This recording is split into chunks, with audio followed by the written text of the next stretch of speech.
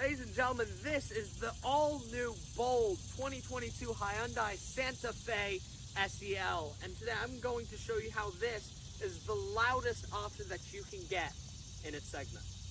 Now, when I say loud, you might be thinking that it has a crazy exhaust, or maybe the speakers inside are crazy. And while maybe saying that the car has nice speakers is true, the exhaust isn't exactly the greatest, as the car hasn't been given the N treatment yet. However, what I do mean by loud is the styling. And as you'll see in a second when we give you a walk around, this is a very bold option. And both Hyundai and Kia have been working to make their cars more attractive to the younger crowd. And they've done that quite well with this car. You've got really nice materials on the inside. You've got bold styling on the outside. And starting at $29,000 for the SEL trim, this one being optioned at around $37,000, this makes it look like a really nice deal. And so join me as I go ahead and give you a tour of the 2022 Hyundai Santa Fe SEL. And so we start off the review of the Santa Fe off the front, where you can really appreciate the bold styling that I was just talking about. You can see this crazy grille going on. It's absolutely massive. It's in chrome. You can see it's kind of like bulging out every other little area. The Hyundai logo is absolutely massive. You've got a second little grille under here with chrome accents, but it's hard to miss the headlights. We just go ahead and go right here. You can see you have almost a T-shaped headlight. You have LEDs peppered all over the place. It's one of the most extravagant stylings for an SUV in this segment. And while, yes, the front is rather a bit bold, we just go ahead and walk around and you can see the rest of it is a bit restrained besides the rims. Take a look, it's a very regular side panel. The whole side is very much regular. And then you go on to the rear and it really looks like the Santa Fe that we've all grown to appreciate. Though we do need to talk about the badges back here. More specifically, we're going to talk about the H-Track badge right here, and you're probably wondering what that means. And H-Track is really just a fancy way of Hyundai saying that this car is equipped with all-wheel drive. You'll see once we move on to the interior that there are ways that you can go ahead and customize that all-wheel drive, but most of the time, you've just got a front-wheel drive car. And of course, I can't talk about badging and not talk about the Santa Fe badge in the back, and more specifically, the little sun that shows up right there. It's just a fun little touch. Hyundai really didn't have to do that, but it just adds to the bold character of the car. And briefly moving back to the front of the Santa Fe, we need to talk about the engine, because this car, its engine, or at least the hood, doesn't open up like normal cars do. You just go ahead and open this little latch, and then the hydraulics do everything for itself. You don't actually need to go fumble around to prop it up. It just kind of opens with its hydraulics right here. And while we are on the subject of this engine, we need to talk about what powers this car. It's a 2.5 liter four-cylinder. It produces 191 horsepower and around 180 pound-feet of torque. It's nothing crazy, but it definitely gets moving. And the last thing we're going to talk about in the exterior of this car, we briefly mentioned it earlier, is the rims. We can go ahead and look and you can see the funky design elements of the Santa Fe continues with the rim design. It's kind of going over and then to the side, and it's crazy things happening over on this rim. And you've got 18 inches of rim. Should you go ahead and upgrade to the limited or the calligraphy model, you would go ahead and be able to upgrade to 19 or 20 inch rims. But with the SEL, you have to settle for these. And now it's time to move on to the interior. And welcome to the interior of the Santa Fe, where you can see some of these materials that I was talking about. Just looking briefly, you can see we've got carbon fiber, at least faux carbon fiber trim wrapping all the way around, and you've got that same stuff going through right here. You've got leather seats that are actually quite significantly bolstered for just a regular car. And of course, we need to talk about the speakers. Now, these speakers aren't just regular speakers. They're Harman and Kardon speakers. And while, yes, that is impressive, what's more impressive is the design Hyundai decided to use for those speakers. It's almost like a rocky textured pattern going on right here. And it really just adds a little bit of spice to the interior of this car. And of course, you get to get more appreciation right here for that carbon fiber trim that you'll see is really all over the front of this car. And besides the materials, the next thing we need to talk about in the interior of this car is the gauge cluster. It's a 12 and a couple of odd inches of gauge cluster, all via a screen. And so you can customize a lot of it. You can go ahead and do that a lot right here. When you go ahead and press that button, you can see that my attention has been very high, which is always quite good. However, that is a rather bit of low customization for a full screen. And of course, that's not the only thing you can customize.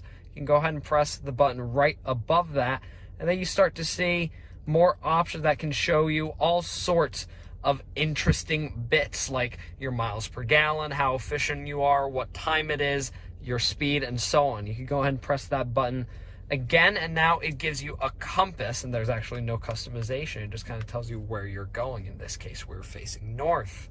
Go ahead and press the button one more time, and this tells you your tire pressure. You actually need to be driving for it to work. However, you just go ahead and it'll tell you all of that information. The next subject we need to talk about is the infotainment screen. And before we really talk about the infotainment screen, we need to talk about how you control this screen. And you go ahead and go to this little dash of buttons right here, and you can see you only have one dial, but this is your drive mode selector, and we'll talk about it in a second. But there is no dial to control your screen up here. So if you go ahead and look back at the screen, you realize that everything is fully touchscreen. So you're probably wondering at this point, well, how do I go to my buttons? Because when you start the car, this is what you see. You don't have any apps, you have nothing. So you kind of go ahead and give it a tap, and all of a sudden you see these three little sliders, and that's prompting you to go ahead and slide over, and then you can start to see all the various apps and things that you can do on your screen, such as your settings, your media, all sorts of things. And I'll go ahead and point out my favorite things in a second. The first of my favorites is this thing on the third screen, being the sounds of nature. Now, this got me really curious when I saw it, so I went ahead and I pressed it, and I looked at what it told me, and it is literally sounds of nature. Like here, you can hear we have a snowy village. We go ahead and move over to rainy day. Or even perhaps if that's not your cup of tea, we can go ahead and do calm sea waves. People, this is a car, and yet they felt the need to include the ambiance of all of these relative nature-esque related things. And I just love that Hyundai did that. And the second feature, and arguably my favorite feature in this entire car, is something called passenger talk.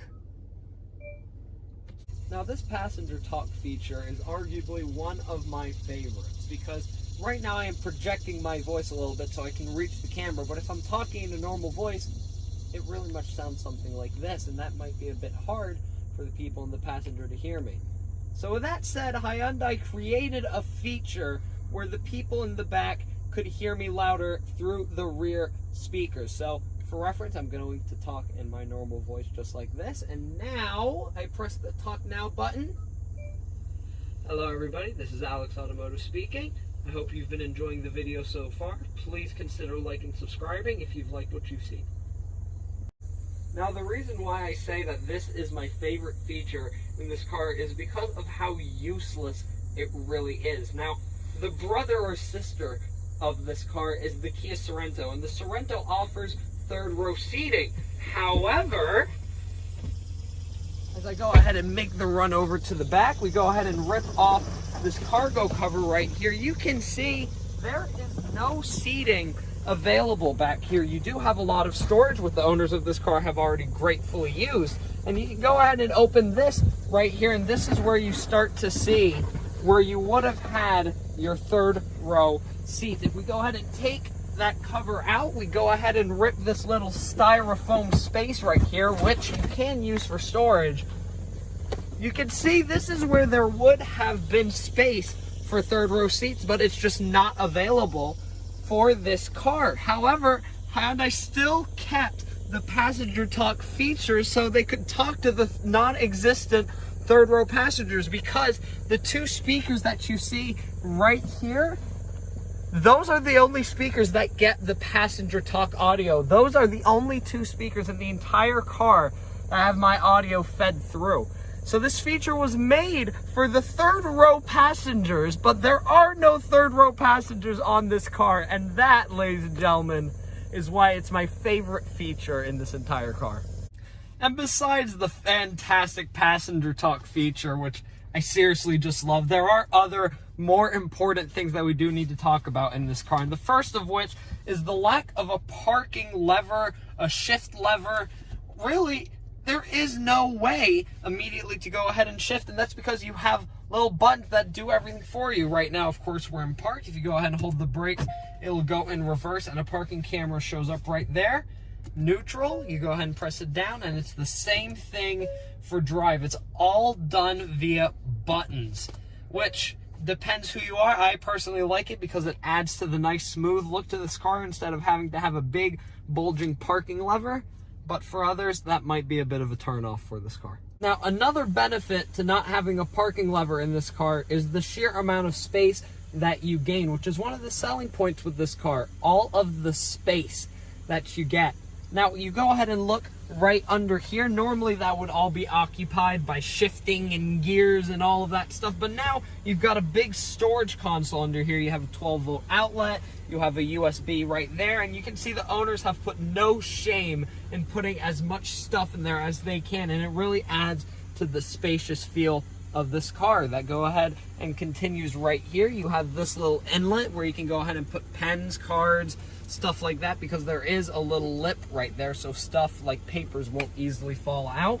We can go ahead and talk about the center console, which you can again see just how deep it is with stuff. They've already filled it to the brim, but it fills my hand all the way down to the bottom with no worries. And of course, you have this little bin right here.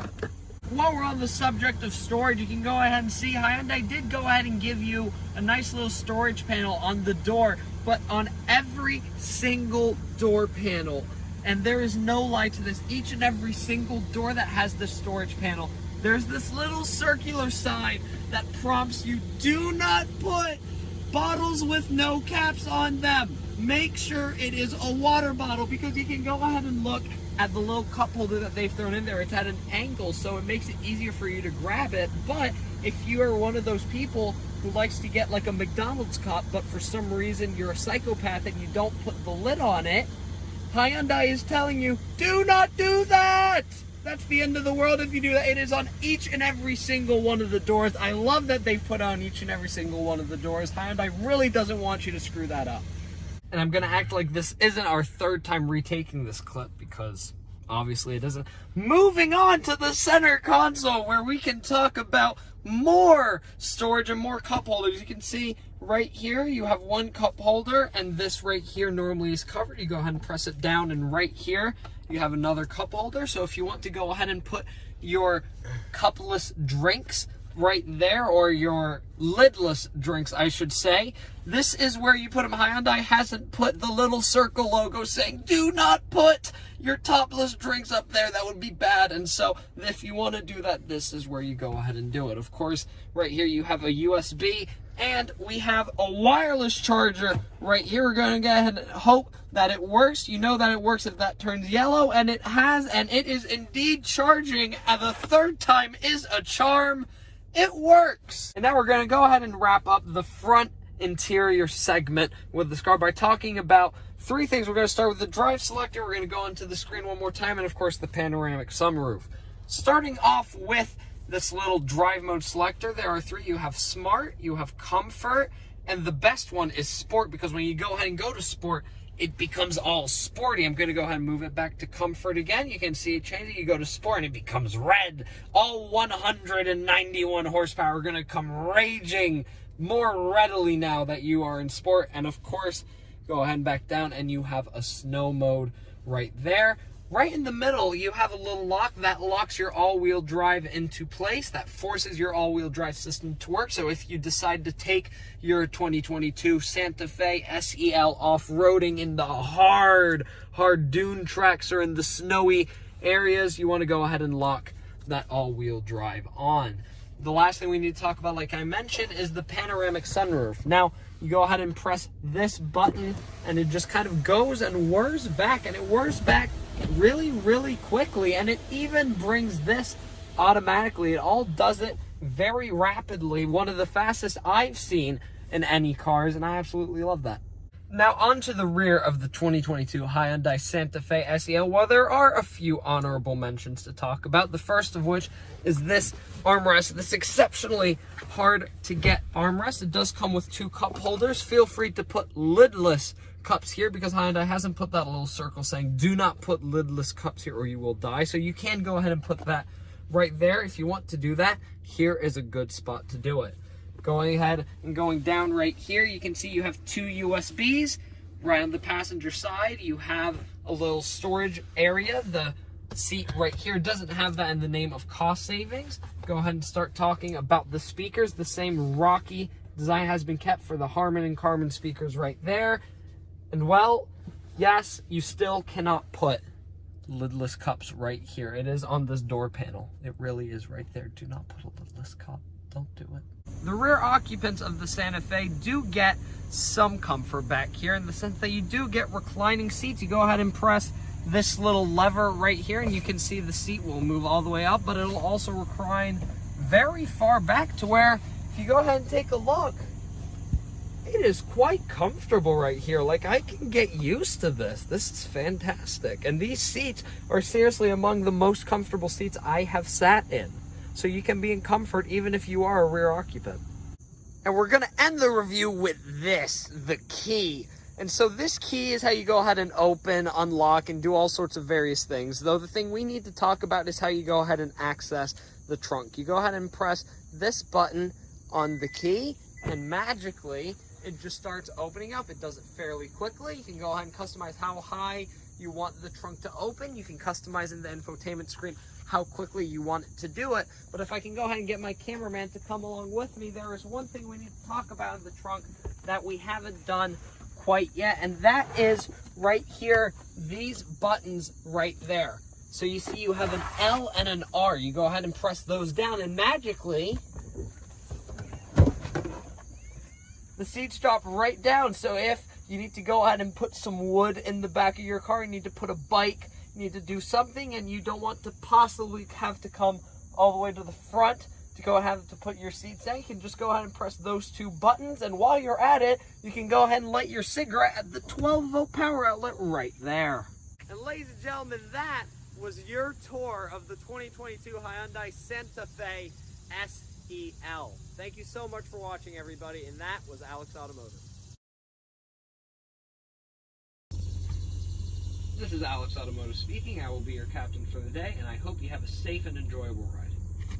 So this is actually a wireless charger, so I apologize. Bless your eyes, I need to use an Android to show you this. However, you go ahead and shove that down, you go ahead and give it a second, and eventually it will indeed say it is charging. You know, this is the second time it hasn't done it in a row. I'm not quite sure what's going wrong here. This is terrible. This is truly appalling.